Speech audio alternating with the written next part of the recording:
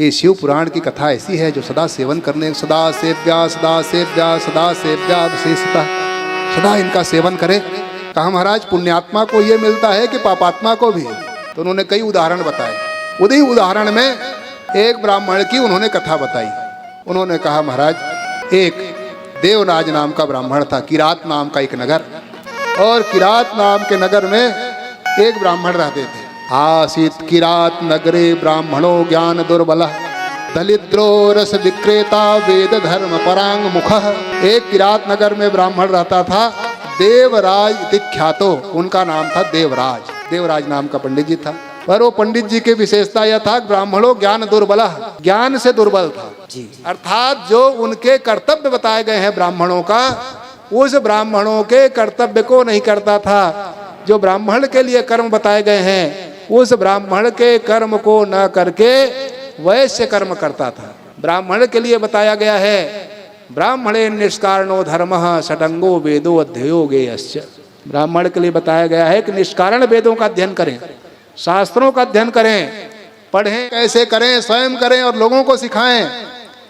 इसीलिए उन्होंने, भगवान ने ज्ञान और विज्ञान उनके अंदर भर के दे दिया है, और इसके द्वारा हम उस परम सुख को प्राप्त करें। पर वो जो पंडित जी थे, वो पंडित जी इनको छोड़ दिया और छोड़ करके दलिद्रो रस विक्रेता, रस बेचता था। अब ये वाला रस तो बेचता नहीं होगा, मुहा उहा कर रहा होगा जी जी। तभी इतनी जो नीचे स्तर गिर गया, तो दूसरा रस अगर फल उल का बेचता होगा तो ज्यादा उसमें आपत्ति है नहीं। रस विक्रेता था, रस बेचता था। अब वेद धर्म परांग मुखा, अब उस रस के कारण वेद से विमुख हो गए जी। क्योंकि व्यापार करना ये वैश्य का धर्म है जी। कृषि गौ रक्ष वाणिज्यम वैश्य कर्म स्वभावजम, इनका स्वाभाविक कर्म है, उसी में उनको जल्दी सफलता मिलती है। गोरक्षा करना, खेती करना, व्यापार करना, ये उनका धर्म है। तो उस धर्म का पालन करता था। चलो पालन करे, कोई बात नहीं, वो भी करे, ठीक है, देश काल परिस्थिति के अनुसार कर लिया। पर ये क्या करता था कि इनके पास कोई खरीदने के लिए जाता था तो ये उनको अधर्मात् बहुवित्तानि पश्चात तेन वर्जितानि वही, ये व्यक्ति क्या करता था कि हत्वा नानामिषेणैव तद्धन अपाहरत, उनके धन को झूठ बोल करके छीन लेता था। अर्थात ऐसा व्यापार करता था कि लोगों को ठग देता था जी। और ठगना विश्वासघात है, और विश्वासघात के समान कोई दोष नहीं है जी। विश्वासघात करता था, कोई जितना पैसा दे उसमें ऐसा गणित लगाता था कि पैसा वापस करने का काम ही नहीं, उसी में ही गट मट करके बराबर, ये उनका काम। और इसी से उन्होंने धन कमाना चालू कर दिया। अब वो धन अधर्म की कमाई हो गई, और जो अधर्म का धन होगा वो हमेशा बुद्धि बिगाड़ने का ही काम करता है। धर्म का जो धन है वो हमेशा सद्बुद्धि में लगाता है, और अधर्म का धन है हमेशा, और जो झूठ बोलने वाले हैं, धोखा देने वाले हैं बंधु, इनका कभी भी विश्वास नहीं करना चाहिए। परोक्षे कार्य हंतारम प्रत्यक्षे प्रियवादिनम वर्जेत तादृशम मित्रम विस्कुंभम पयो मुखम। शास्त्रकार कहते हैं, नीतिकारों ने ये कहा है कि जो ज्यादा मीठा मीठा बोलता है तो समझ लो उनके अंदर जहर भरा हुआ है। जो बहुत ज्यादा दंडवत करता है, ज्यादा एकदम मीठा बोले ना, वो समझो कहीं ना कहीं धोखा देने वाला है। ऐसे व्यक्ति से हमेशा आपको सावधान रहना चाहिए। परोक्षे कार्य हंतारम प्रत्यक्षे प्रियवादिनम, प्रत्यक्ष में बड़ा मीठा बोलेगा, बड़ा प्रियवादी होगा, और जैसे ही पीछे पीठ करोगे आप तो छुरा भोगने के लिए हमेशा तत्पर रहेगा। ऐसे लोगों से हमेशा वर्जेत तादृशम मित्रम, हमेशा इनको वर्जा किया गया है। ये कैसे हैं कि विस्कुंभम पयो मुखम, कलश तो सोने की तरह बढ़िया सुंदर दिखाई दे रहा है, और पर उसी सोने के कलश में जैसे कोई जहर भर दे, विष रस भरा विष रस भरा कनक घट जैसे। कनक घट जैसे, तुलसीदास जी लिखते हैं। जैसे कनक का घट तो है, सोने का गलत है, वो आप सोना देख रहे हो ऊपर से, वो सोना दिखाई दे रहा है, पर ऊपर से सोना दिखाई दे रहा है तो अंदर भी क्या है उसको तो पड़ताल कर लो, क्योंकि उस घट से आपका मतलब नहीं है, आपका मतलब उसमें भरा हुआ वस्तु से है, द्रव्य से है, उसमें है कि नहीं है। अगर उसमें सही चीज भरा हुआ है तो आपके काम का है, और घट बड़ा सुंदर है और उसमें जहर भरा हुआ है, आप पी लोगे तो मर जाओगे, भले मिट्टी का घड़ा हो, परंतु अगर उसमें अमृत जैसे जल भरा हुआ है तभी आपकी प्यास को बुझाने में वो समर्थ होगा। तो घड़े से मतलब नहीं है, घड़े में भरे हुए द्रव्य से मतलब है। अगर द्रव्य अच्छा है तो आपका जीवन सुधार देगा, और अगर भरा हुआ उसमें खराब तत्व तो है तो आपका जीवन नरकमय बना देगा। इसलिए हमेशा ऐसे लोगों से सावधान रहना चाहिए। ये लोग मीठा मीठा जब बोलता था तो विश्वास करके चले जाते थे, उनको लगता था हाँ यही सब कुछ है, जो कहता था सो तैयार हो जाता था। और जैसे उनके पास खराब धन आया तो बंधु जो खराब धन है वो हमेशा धोखा देने वाला होता है, वो बुद्धि हमेशा बिगाड़ता है। इसीलिए शास्त्रकारों ने कहा है कुछ लोग ऐसे होते हैं जो आपके सुख और दुख से मतलब नहीं है, उनको अपना काम बनाना होता है, उनका काम बनना चाहिए। आपको सुखी हैं कि दुखी हैं उससे कोई मतलब नहीं है। 8 लोगों को शास्त्रकारों ने गिनाया है, 8 ऐसे लोग हैं जिसको आपके सुख और दुख से मतलब नहीं है। कहा कौन कौन है वो 8 लोग? तो नीतिकार कहते हैं कि राजा, वेश्या, यमो अग्नि, तस्करो बाल याचकौ, पर दुखम न जानान्ति, अष्टको ग्राम कंटकः। ये 8 ऐसे लोग हैं जो आपके सुख दुख से कोई मतलब नहीं है, उनको उनके स्वार्थ से मतलब है। पहला राजा, राजा जब कर लेगा तो आपको सुख दुख से मतलब नहीं, आपके पास है कि नहीं है उससे मतलब नहीं है। राजा निर्भीक होकर के काम करता है, और जिस दिन वो नहीं किया उस दिन खत्म भी हो जाएगा। वेश्या, वेश्या को मतलब नहीं है आपके पास धन है कि नहीं धन है, उसको धन से मतलब है, उनको अपने स्वार्थ से मतलब है। वैसे अग्नि, अग्नि को जलाने से मतलब है, अग्नि को छुओगे तो जलोगे, वो नहीं समझेगा कि बालक है कि अनजान है कि धोखे में छुए हो, उससे कोई मतलब नहीं है। अग्नि अपना काम करके जलाएगा तो जलाएगा, आपके सुख है दुख उससे कोई मतलब नहीं उनको। तस्कर, चोर भगवान, चोर भगवान को मतलब थोड़ी है आप सुख के आपके दुख से मतलब है।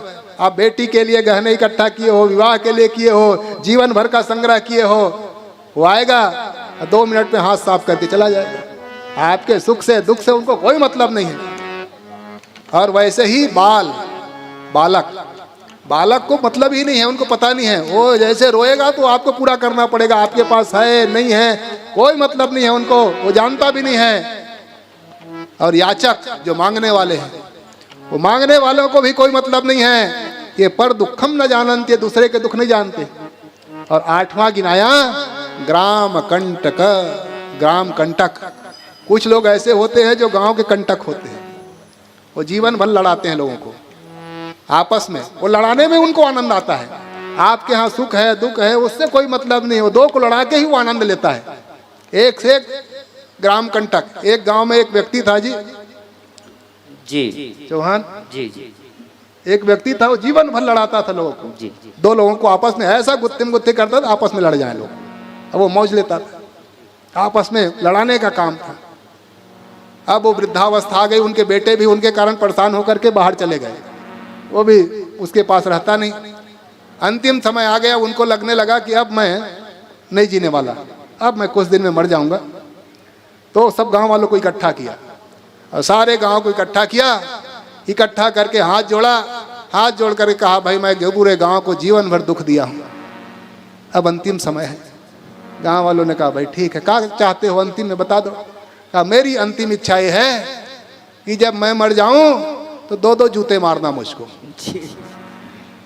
इसी से मेरा प्रायश्चित होगा, 2 जूता मारना। गांव वालों ने कहा भाई अब तुम मरे हुए हो, ऐसे ही मरे को क्या मारना, ये तो पिष्ट पेशन दोष है, पीसे को क्या पीसना।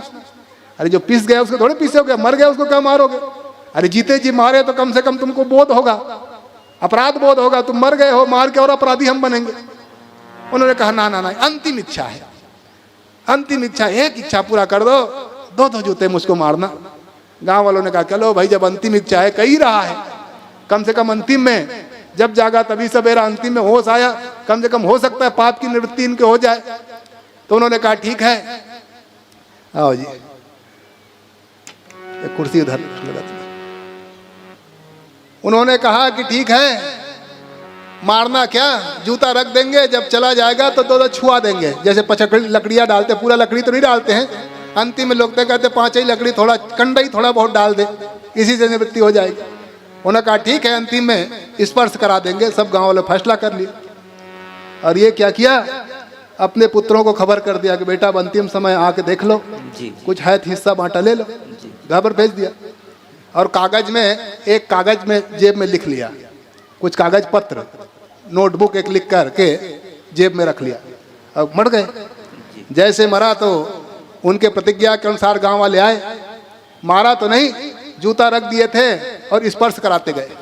तब गांव वाले कहा अंतिम इच्छा भी कर दो। और जैसे जूता छुआ रहे थे उतने में उनके लड़के आ गए। लड़कों ने देखा इसको मार क्यों रहे, बात क्या है, तो आओ देखा ना ताओ। उन्होंने सोचा पहले जो होगा सो होगा, पहले पिताजी कुछ रखे हुए थोड़े हैं, पहले देख दुखा ले, जो होगा कर ले बंटवारा। जैसे जेब को खोले तो उसमें एक कागज लिखा था, और कागज में लिखा था पूरे गांव वाले जूते जूते मार के मुझको मार डाला, पूरा गांव वाले इतना जूता मारे कि मैं मर गया। अब उन्होंने पुलिस को रिपोर्ट किया, पूरा गांव, सत्य कथा में आई थी घटना, एक सत्य कथा चलती थी। तो पूरे गांव वाले अंदर हो गए। तो कुछ ऐसे कंटक होते हैं, जीते जी तो दुख देते ही हैं, मरने के बाद भी नहीं छोड़ते हैं। मरने के बाद कितने ऐसे लोग बंटवारे लोग होते हैं, ऐसा घर का बंटवारा, खेत का बंटवारा किए हैं कि जीवन भर लड़ रहे हो लोग। ऐसा ढेरा खाप बांटे हैं कि आधा एक भाई का, ये कोना एक भाई का, वो कोना वो भाई का, वो जीवन भर में वो बंटवारा आज तक के नहीं हो पाया हो। अरे बंटवारा लेगा, एक हिस्सा उधर का उधर का है, उसका उधर है, बांट बांट के खत्म कर दो। ऐसा बंटवारा किए हैं लोग को जीवन भर लड़ रहे हैं बंटवारे के लिए, वो फैसला ही नहीं हो पा रहा है। तो कुछ लोग ऐसे स्वभाव वाले होते हैं, जीवन भर तो लड़ाते ही हैं, मरने के बाद भी ऐसा बीज बो जाते हैं कि लोग उसमें गढ़ते रहते हैं। इन्हीं की गणना शास्त्रकारों ने किया है, अष्टको ग्राम कंटक। ये जो ग्राम कंटक है, आपके सुख दुख से मतलब नहीं है, वो तो उसी में लड़ाने में ही उसको आनंद आता है। तो ऐसे लोगों से हमेशा सावधान आपको रहना चाहिए। ऐसे लोगों से सावधान रहोगे तभी आपकी जीवन की नैया ठीक से चलेगी। दुर्जनः प्रियवादी च नहीं तद विश्वास कारणम। शास्त्रकार कहते हैं कि ऐसे दुर्जन अगर प्रियवादी भी हो तभी कभी भी इनका विश्वास आपको नहीं करना चाहिए, क्योंकि ऐसे लोग मधु तिष्ठन्ति जिह्वाग्रे हृदय हालाहलम विषम। जीभ में तो मधु चिपका है, अपर हृदय में हलाहल विष भरा रहता है। ऐसे विष वालों से सदा सदा सावधान रहना चाहिए जी।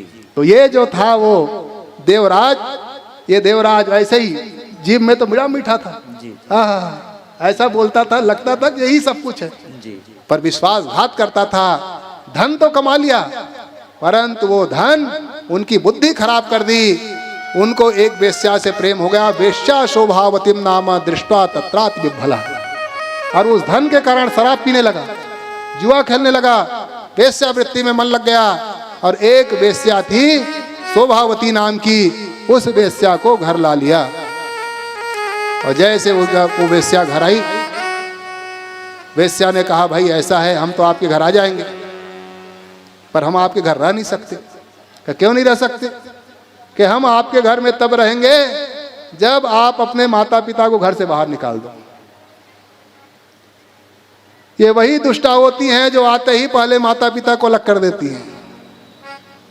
जबकि हमारे यहाँ कहा गया है कि जिन्होंने माता पिता को प्रसन्न कर लिया उन्होंने दुनिया के सारे देवताओं को प्रसन्न कर लिया।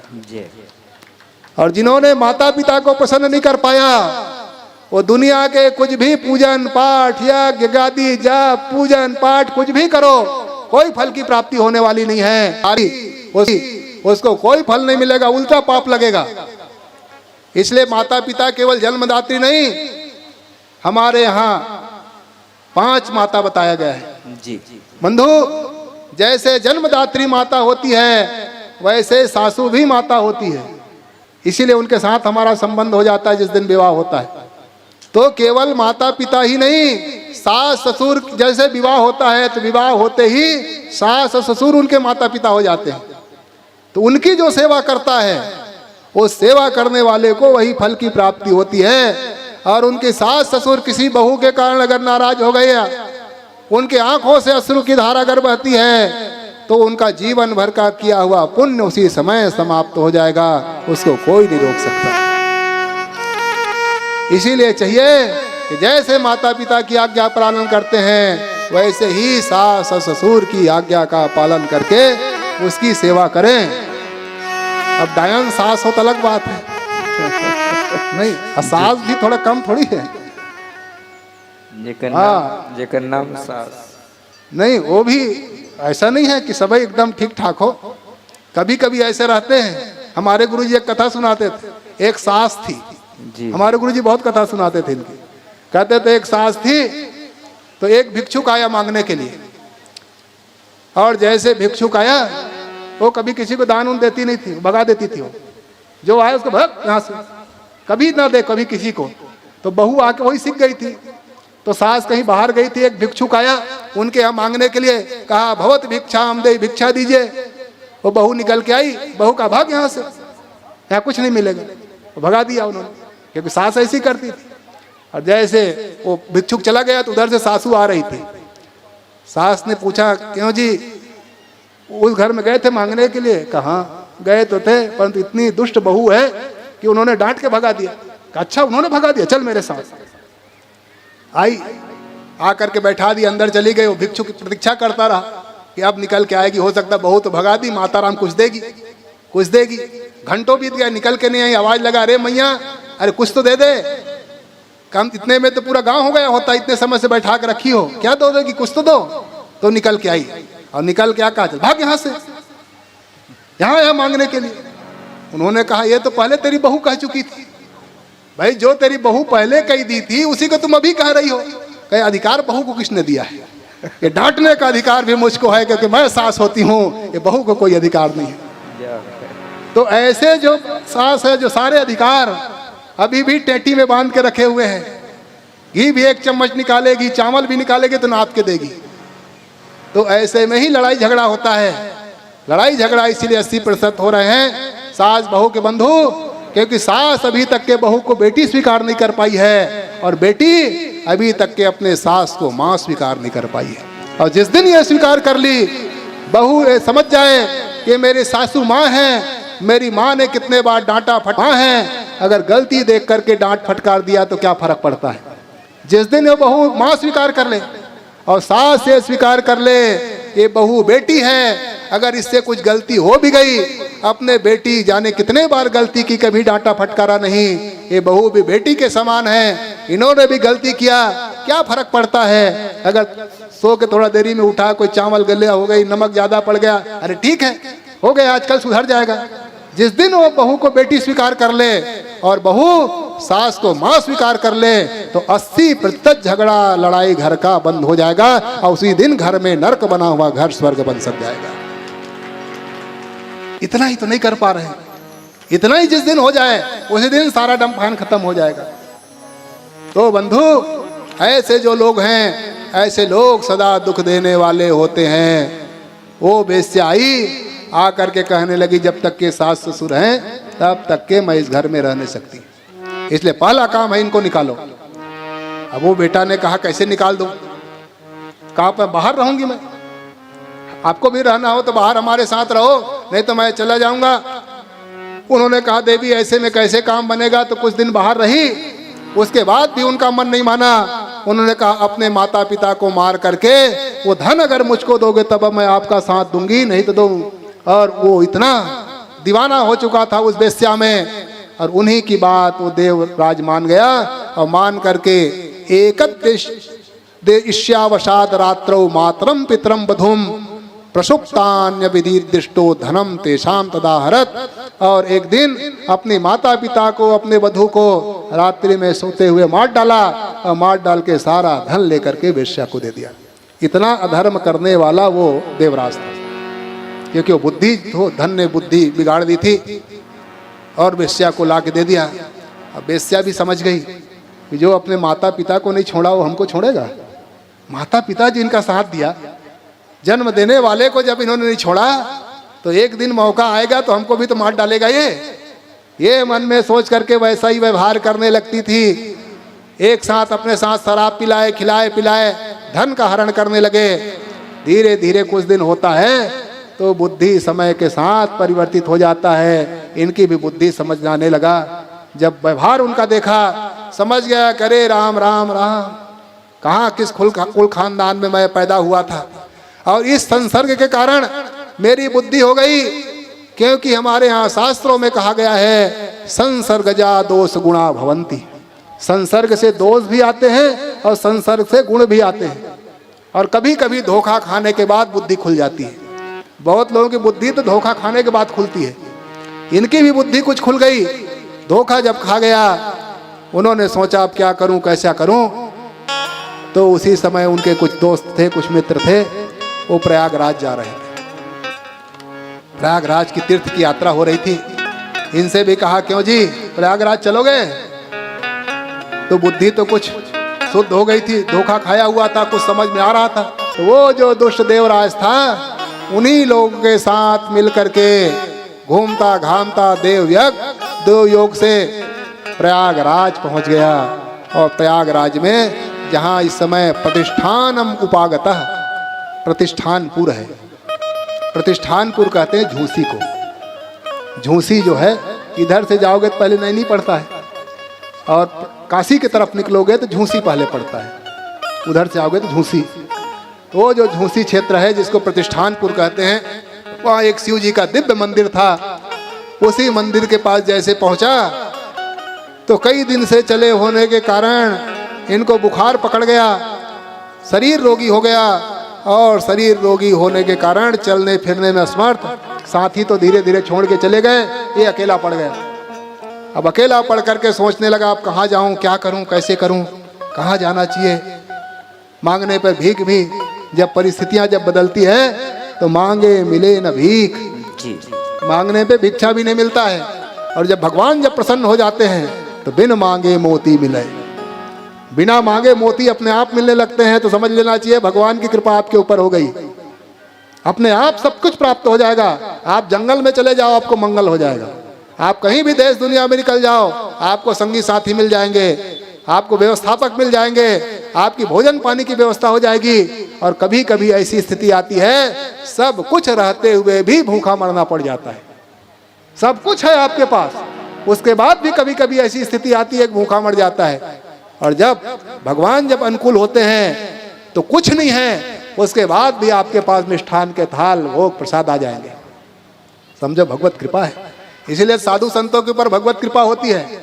वो सब कुछ छोड़ देता है, खाता पीता भी नहीं है, कपड़े भी छोड़ देता है, घर द्वार छोड़ देता है। घर द्वार छोड़ने के बाद भी लोग कहते हैं कि अच्छे अच्छे घर में हमारे घर आइए, 1 मिनट के लिए आ जाइए, हमारे घर रुक जाइए। धन छोड़ता है तो जो आता है वही धन चढ़ा के जाता है, जो आता है वही चढ़ाता है। कपड़ा छोड़ देता है तो कपड़े के ढेर उनके यहाँ लगी रहती है। गाड़ी छोड़ देता है तो लोग गाड़ी में बैठाते हैं अपने, हमारे घर थोड़ा 2 मिनट इतना।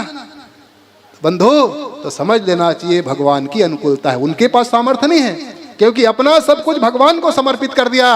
और जब भगवान को समर्पित कर दिया तो भगवान की जिम्मेदारी हो जाती है। और भगवान कहते हैं मैं उनकी रक्षा वैसे करता हूँ जैसे राखई महतारी, जैसे छोटे बच्चे की रक्षा उनकी माँ किया करती है। कब भोजन देना है, कब आवास, कब कपड़े, कब ठंड से रक्षा करना है, जैसे छोटे शिशु की रक्षा उनकी माँ करती है, वैसे ही जो भगवान को अपने आप को समर्पित कर देता है फिर वो जिम्मेदारी परमात्मा की हो जाती है। और भगवान उनकी रक्षा सदा वैसा ही किया करता है जैसे माँ किया करती है। इसलिए भगवान को त्वमेव माता च पिता त्वमेव, माता रामो मत पिता रामचंद्र कह के, माता पिता कह के उनको पुकारा जाता है क्योंकि वो सारी रक्षा उनकी होती है। बस उनका विपरीत हुआ, भूखा मरने लगा, होश आया, भगवान का स्मरण करने लगा, मंदिर दिखाई दे रही, वही मंदिर के पास बैठ गया। और जैसे मंदिर के चबूतरे में बैठा, लोग आते कुछ दे देते कि भैया लोग खा लो। खाता पर बुखार से इतना लथपथ। उसी मंदिर में शिव पुराण की कथा हो रही थी। शिव पुराण की कथा हो रही थी वहां मंदिर में। इनकी इच्छा नहीं थी, क्योंकि जो पापी जीव होता है उनकी इच्छा कथा सुनने में नहीं होती, कथा में मन नहीं लगता, और कथा में भी आ भी जाए तो नींद आ जाएगी। धोखे से कहीं आ भी जाए तो आने के बाद भी नींद आ जाती है उनको, जी वो सो नहीं पाता हो। परंतु कथा का एक विशेषता है, श्रुतम हरति पापानि, सुनने से ही पाप क्षय होते हैं। चाहे वो समझ में आए तो ना आए तो, सो भी जाए तो सो जाने के बाद भी कहीं न कहीं कर्णरंध्र खुला है, प्रवेश वो कर रहा है। तो जैसे प्रवेश करेगा तो अपना काम करेगा। जैसे दहत एव ही पावकः, जैसे अग्नि जाने में अनजाने में जो स्थिति में हो, जैसे जला के राख कर देता है, वैसे ही कथा जाने में अनजाने में भी अगर प्रविष्ट हो जाए तो प्रविष्ट होते ही वो अपना काम कर देता है, उसको किसी चीज की आवश्यकता होती नहीं है। इसीलिए कथा जबरदस्ती हो तो भी सुनना चाहिए भूरू भाई, केवल होटल में ध्यान नहीं देना चाहिए। कथा हो रही है तो छोड़ के आके कथा सुननी चाहिए। सुनने से ही एक कथा आती है जी, जी चौहान जी एक सेठ जी थे, बड़े कंजूस, जी बड़ा कंजूस था। जी कथा पंडाल में मंदिरों में इसलिए नहीं जाता था कि जाएंगे तो कुछ मांगेगा, चंदा काटेगा। तो बहुत लोग इसीलिए भागते रहते हैं, कहीं चंदा के लिए ना कहे कार्यक्रम हो रहा है, जाएंगे तो रसीद देगा, चंदा कटा।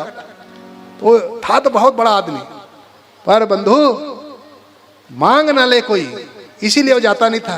पर पत्नी बड़ी धार्मिक थी। एक बार ऐसी बड़ा आयोजन हो रहा था, उनकी पत्नी ने कहा जी चले जाओ कथा सुनने। क्यों नहीं जाते हो? वो कहा जाऊंगा तो मांगेंगे।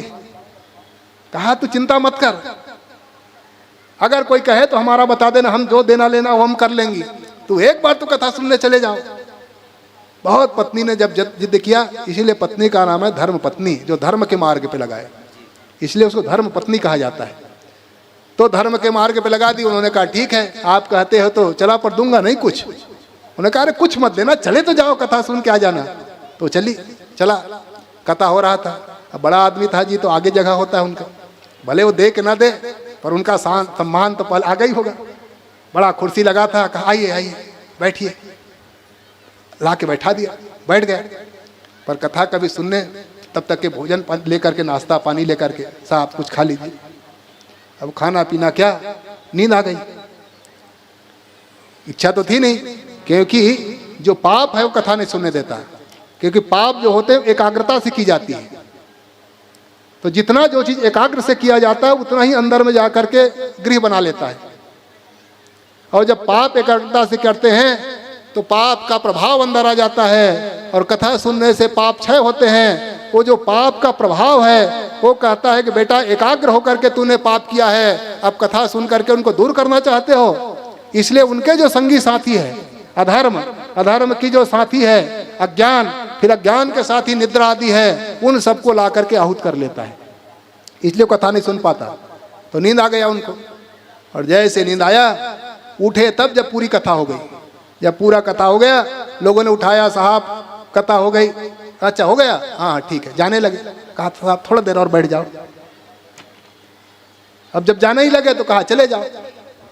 अब वो घर आया, पत्नी ने पूछा क्यों जी कथा सुने? क्या कथा? गए तो कहा आइए बैठिए, कुछ खा लीजिए, थोड़ा देर और रुकिए, जाने लगे। जाइए, इतना ही हुआ। कथा तो सुना ही नहीं था, वो इतना ही जानता था। आए तब कहा आइए बैठिए, कुछ खा लीजिए, थोड़ा देर और रुकिए, जागने के बाद। और गए तो कहा चले जाइए। इतना ही तो कथा हुआ, और क्या हुआ? उन्होंने कहा चलो कम से कम गए तो सही। पर वो उनके दिमाग में ये भर गया। रात में जब सोया यही गुनगुनाता रहा, आइए बैठिए, कुछ खा लीजिए, थोड़ा देर रुकिए, जाइए। ये मन में उनका भरा रहा। और ऐसा संयोगी, संयोग और वियोग भी भगवान ला देता है। ऐसा संयोग उसी दिन उसके घर में चोर घुस गया, और जैसे चोर घुसा तो उसी समय ये इनके लिए मंत्र बन गया था। ये पढ़ रहा था, क्योंकि बड़े आदमी को नींद नहीं आती है, बहुत बड़े बड़े आदमी के यहाँ रुकने का मौका मिलता है, उनको बड़े बड़े आदमी को नींद नहीं आती है, वो हंसता रहेगा, ये वो ठक ठिक करता रहेगा, नींद आती नहीं है। तो उनको भी नींद नहीं आ रहा था, तो यही मंत्र पढ़ रहा था। जैसे चोर घुसे उसी समय पहला मंत्र उनका निकला, आइए। चोर ने सोचा लगता है ये देख लिए हमको, ये देखे तभी तो आइए कह रहा है। कुछ देर हुआ, कहा बैठिए। अब तो चोर घबराने लगा। चोर ने कहा अरे राम राम राम, इसका मतलब इन्होंने पक्का देख लिया तभी बैठने के लिए कह रहा है, वो तो अपने मस्ती में था। कहा बैठिए। अब वो इधर उधर हड़बड़ हड़बड़ करने लगा। उसने कहा कुछ खा लीजिए। अब तो हक्के बक्के घूम चोर के, जैसे वो भागने के लिए तैयार हुआ, कहा थोड़ी देर और रुक जाइए। उन्होंने कहा अब तो मैं मरने वाला हूं, कूद के भागा। तो उन्होंने कहा जाइए। अब ये तो अपना पढ़ रहा था अपने धुन में। अब वो चोर को नींद नहीं आई रात भर, वो चोर भागा। वो सोचता रहा अरे राम राम, अब तो बड़ा मुश्किल हो गया, क्या करूं। तो जैसे दुकान पहले खुला, सेठ जी उसी समय खड़ा चला गया, चरणों में गिर गया, कहा महाराज साहब क्षमा कर दो, पुलिस को मत बताना, राजा को मत बताना, आज के बाद मैं चोरी नहीं करूंगा, ये नहीं करूंगा। राजा को उसको समझ ही ना, सेठ को कि आखिर हो क्या रहा है। उन्होंने कहा साहब आप सब जानते हो। सेठ जी ने पूछा आखिर हुआ क्या, ये तो बताओ। कहा आप तो सब जानते हो, रात की तो घटना है। वो कहा हुआ क्या, तो सारी घटना बता दी। अब उनको समझ में आया अरे राम राम, ये घटना। उनसे कहा भाई चले जाओ, राजा को नहीं बताऊंगा। घर आ गया। और घर आकर के पत्नी से कहा देवी अनजाने में सही मैंने वो कथा का श्रवण किया था, और वही कथा हमारे लिए रामबाण बन गया। वो चोर आया था, चोरी तो करता, अगर सही सही में जान जाता मैं तो सिर भी काट देता, मृत्यु मेरी हो जाती, हमारे धन की भी रक्षा हुई, हमारे प्राणों की भी रक्षा हुई, हमारे धर्म भी बच गए। ये सारा कुछ बचाने वाला केवल वो कथा में जाने का प्रभाव था। अब उसी दिन सब कुछ छोड़ करके साधु बन गया। छोड़ दिया उन्होंने, कुछ रहा नहीं घर में, और सब कुछ का परित्याग करके साधु जीवन अपना लिया उन्होंने। तो बंधु ये जो कथा है, अगर अनजाने में भी आपके कानों में पड़ जाए तो भी ये लाभ करने वाला ये कथा है। श्रुतम हरति पापानी, सुनने से ही पाप क्षय होंगे। वो जो देवराज जी थे, राम राम राम राजा राम राम राम राम राम राम राजा राम राम राम राम राम सीता राम राम राम राम राम राम सीता राम राम राजा राम राम राम सीता राम राम राम राजा राजा राम राम राम सीता राम राम राम राजा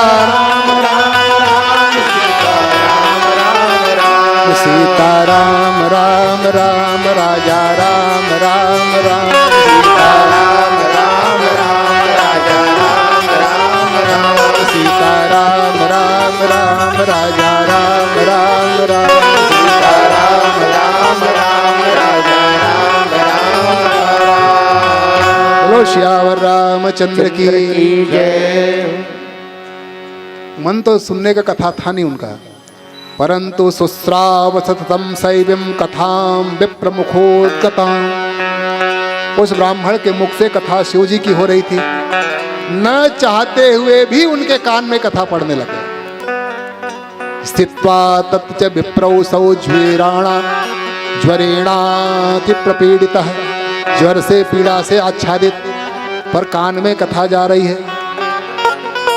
और उस ज्वर के कारण कुछ दिन तो जिया, और कुछ दिन के बाद वहीं पे जा उनकी शरीर शांत हो गया। देवराजस्य मासान्ते ज्वरेणा पीड़ितो मृतः। ज्वर से पीड़ा के कारण उनकी शरीर वहीं छूट गया, प्राण पखेरु उड़ गए। और जैसे प्राण जब उड़ने लगे, यम के दूत आ गए, क्योंकि पापी के लिए यम का दूत आता है। यमराज के दो स्वरूप, एक धर्मराज के रूप में, दूसरे यमराज के रूप में।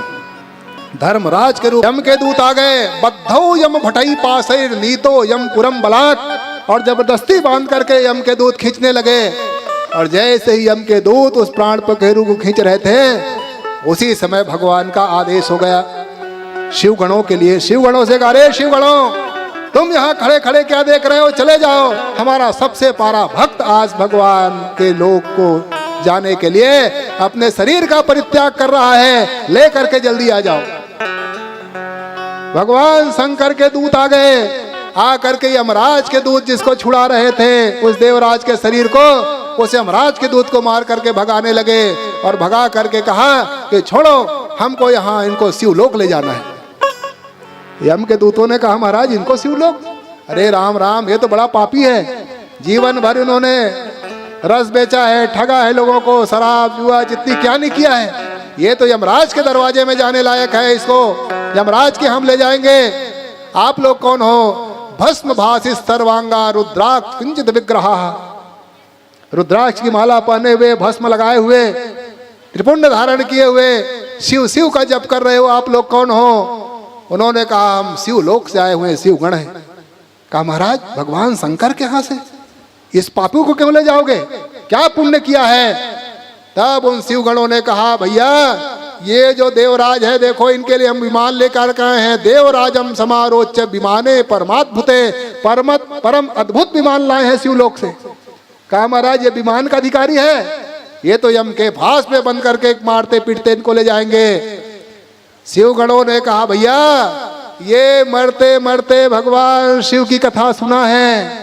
कहा महाराज धोखे से सुना है, बैठ करके भूख मर रहा था, जोर से पीड़ित था, भाग नहीं सकता था, इसलिए सुना है। अरे चाहे जैसे सुने, सुना है कि नहीं? कहा सुना तो है। शिव का नाम इनके कान में पड़ा कि नहीं पड़ा? कहा पड़ा।